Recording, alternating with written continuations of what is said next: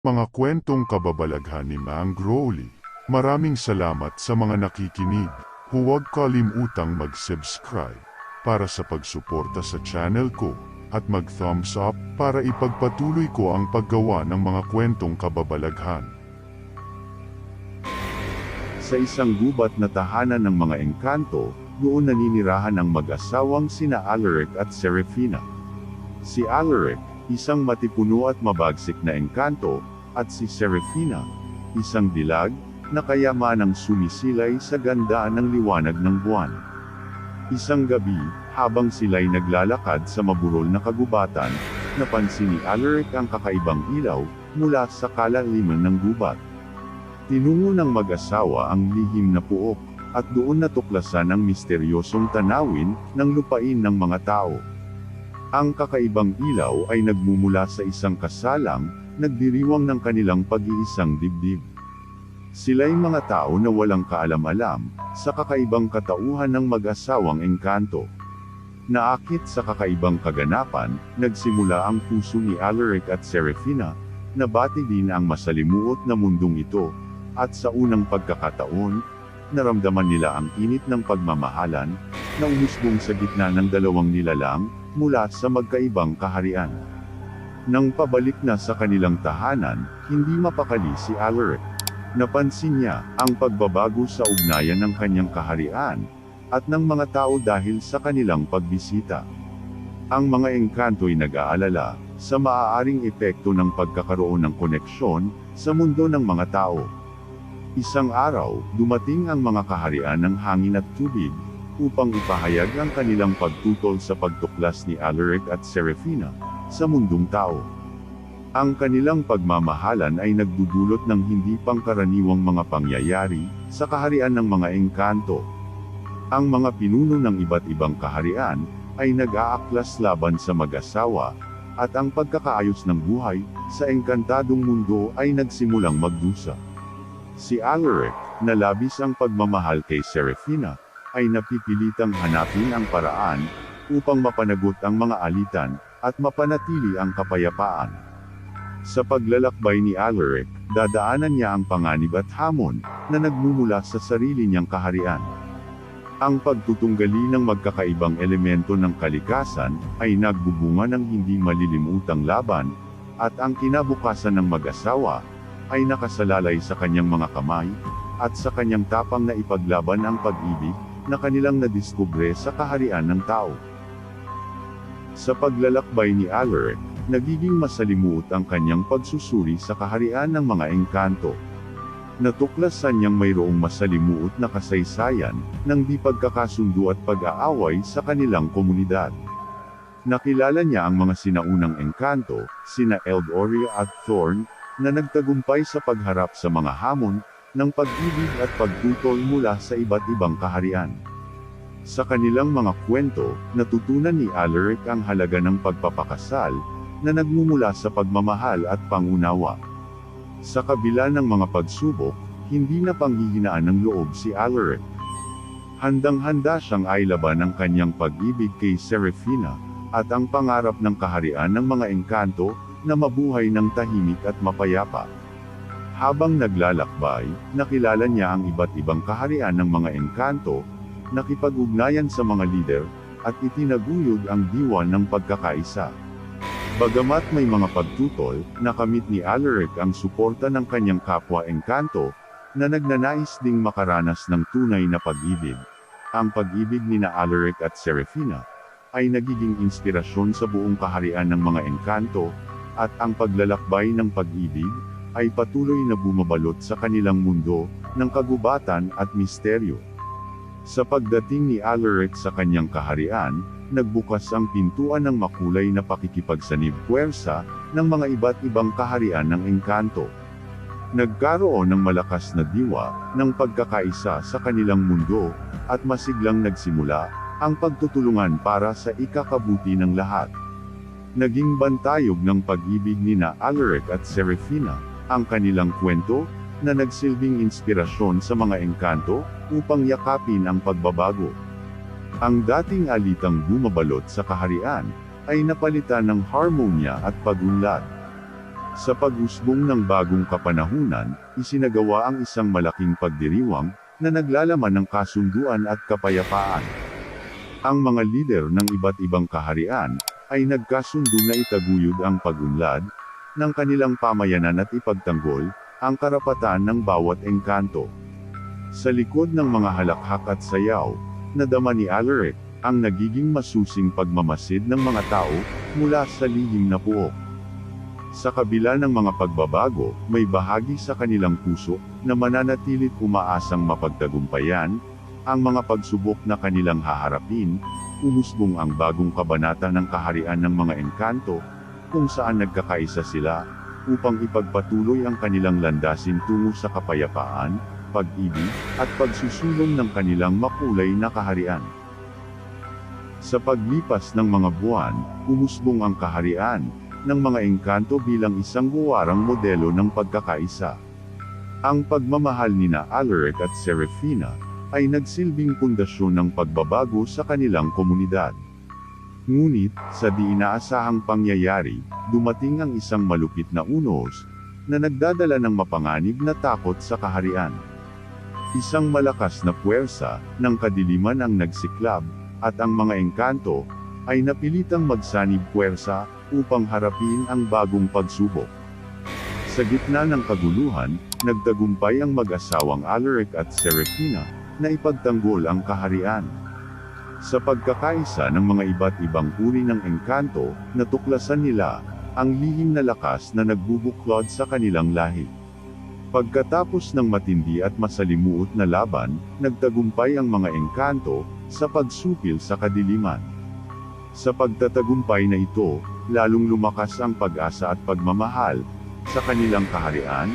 Itinataguyod ng kaharian ng mga engkanto ang konsepto ng pagkakaisa, pag-ibig, at tapang. Ang pag-ibig nina Alaric at Serafina ay nagbukas ng pintuan sa isang mas maganda at mas matibay na kinabukasan para sa lahat ng mga nilalang sa kaharian ng mga engkanto. Matapos ang tagumpay sa laban ng kadiliman, nagkaroon ng bagong buhay ang kaharian ng mga engkanto. Ang mga engkanto ay nagtulungan upang itatag ang isang mas progresibong pamayanan, kung saan nag-aambagan sila sa pagpapaunlad ng kanilang kultura at teknolohiya. Si Alaric at Serafina ay naging pangunahing tagapagtatag ng isang paaralan, kung saan ang mga kabataang engkanto ay natutunan ang mga bagong kakayahan at kaalaman. Ang paaralang ito ay naging sentro ng edukasyon at pag-unlad para sa kanilang lahi. Ang kaharian ay nagbukas din sa pakikipag-ugnayan sa ibang mga mundong may mga nilikha. Nagkaroon ng masusing ugnayan ang mga engkanto sa mga puok na itinuturing nilang kapwa nila nilalang, tulad ng mga diwata, sirena, at iba't ibang engkantadong nilikha. Sa pagdaan ng mga taon, nag-usbong ang kaharian ng mga engkanto bilang isang pangunahing puwersa ng kabutihan at pagkakaisa.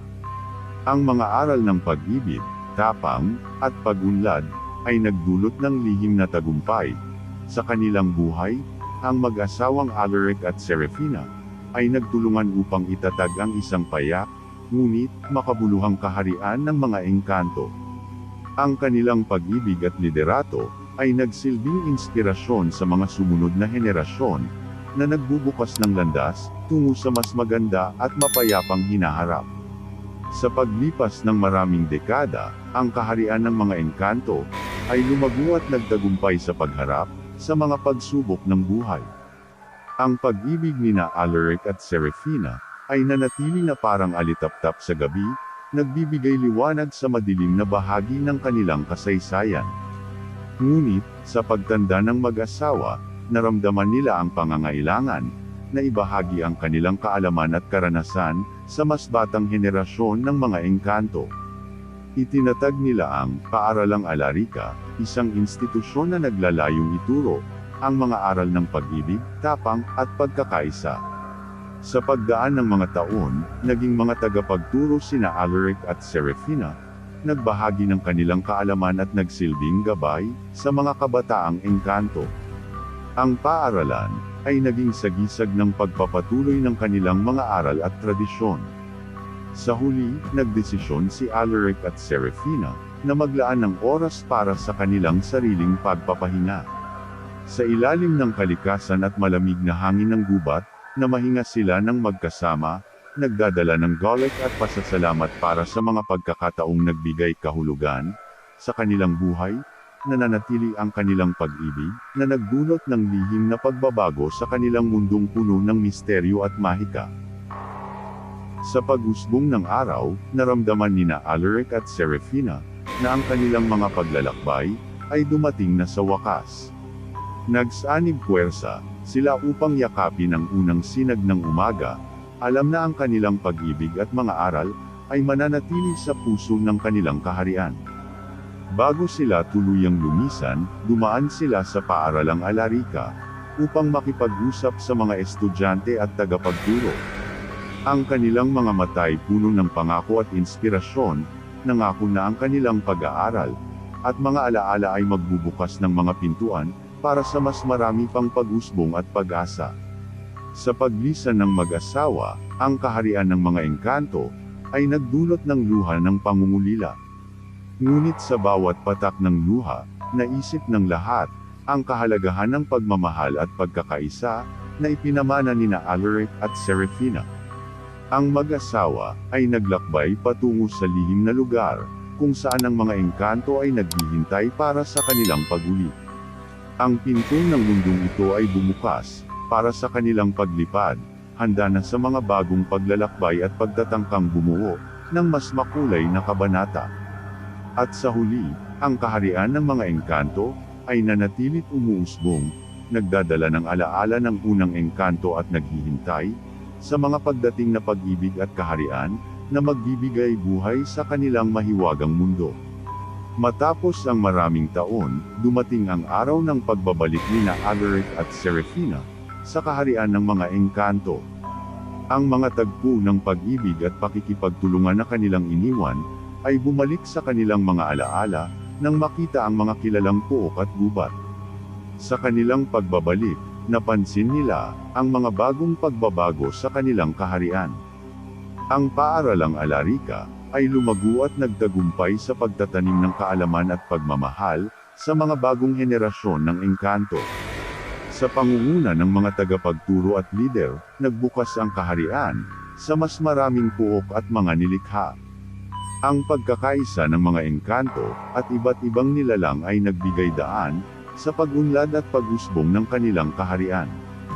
Nakita nina Alaric at Serafina ang kanilang mga anak at apo, nagdadala ng tuwa at pagmamalaki sa kanilang mga mata. Ang pag-ibig na kanilang itinaguyod noong unang panahon ay nagdulot ng pag-usbong ng mas maligayang pamayanan ng mga engkanto. Ang kaharian ng mga engkanto ay masiglang buhay na buhay, puno ng pag-asa at pangarap. Ang pag-ibig at pagkakaisa ni Alaric at Serafina ay nagbukas ng mga pintuan para sa walang hanggang pagbabago at pag-usbong sa mahiwagang kaharian ng mga engkanto. Sa pagdating, naisip nina Alaric at Serafina ang mga yugto ng kanilang buhay. Ang kaharian ng mga engkanto ay nagtagumpay sa pag-usbong at pag-unlad, at ang mga paglakbay na kanilang inumpisahan ay naging bahagi ng malalim na kasaysayan ng kanilang lahi. Nagdaos ang kaharian ng isang makulay na pagdiriwang para sa pagpapatapos ng kwento ng unang engkanto. Ang mga engkanto, diwata, at iba't ibang nilalang ay nagtipon-tipon upang iparating ang pasasalamat sa mag-asawang Alaric at Serafina. Sa harap ng kanyang mga kababayan, nagbigay si Alaric ng inspirador na mensahe tungkol sa kahalagahan ng pag-ibig, pagkakaisa, at pagtutulungan. Si Serafina naman ay nagbigay ng mapanuring pahayag ukol sa kahalagahan ng pag-alaga sa kalikasan at pagpapahalaga sa kanilang kultura. Nagpaalam ang mag-asawa sa kanilang kaharian. Ngunit kahit sa paglisan, ang kanilang mga alaala at mga aral ay nananatili sa puso ng bawat engkanto. Isinumpa ng mga tala ang kanilang kwento, itinuturing itong gabay at inspirasyon para sa mga darating pang henerasyon. Sa pagitan ng mga hanging lumilipad at mga kagubatan na bumubuo ng kanilang kaharian, naglakbay ang mga alon ng pag-ibig nina Alaric at Serafina. Ang kwento ng unang engkanto ay nagwakas, ngunit ang lihim na sikreto ng kanilang pag-ibig ay nananatili, nagdadala ng magandang pag-asang magbubukas sa mga pintuan ng hinaharap ng mahiwagang mundo ng mga engkanto. At dito nagtatapos ang kwento, ang unang engkanto. Maraming salamat at kung gusto ninyong mga ganitong kwentong, please huwag kalimutang mag-subscribe para updated kayo sa mga totoong kababalaghan.